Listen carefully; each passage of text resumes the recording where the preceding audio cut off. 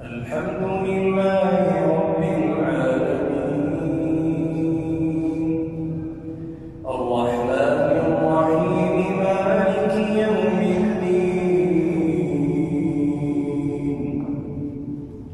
إياك نعبد وإياك نستعين اهدنا الصراط المستقيم صراط الذين أنعمت عليهم غير المغضوب عليهم ولا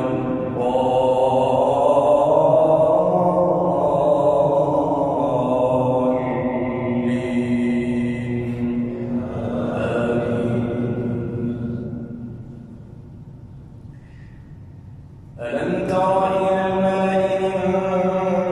بني إسرائيل من بعد موسى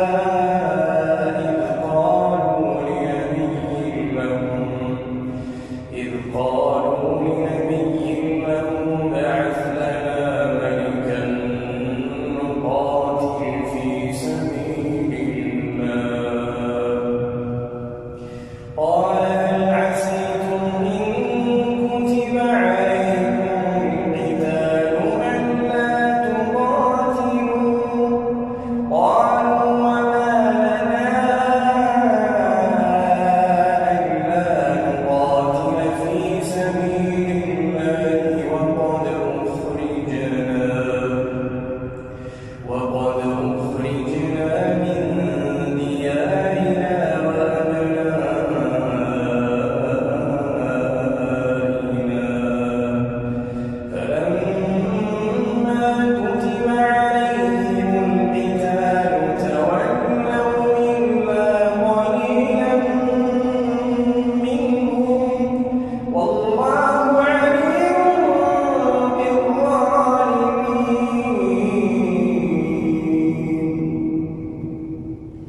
وقال لهم نبيهم إن الله قد بعث لكم طالوت ملكا قالوا أنى يكون له الملك علينا ونحن أحق بالملك منه ولم يؤت سعة من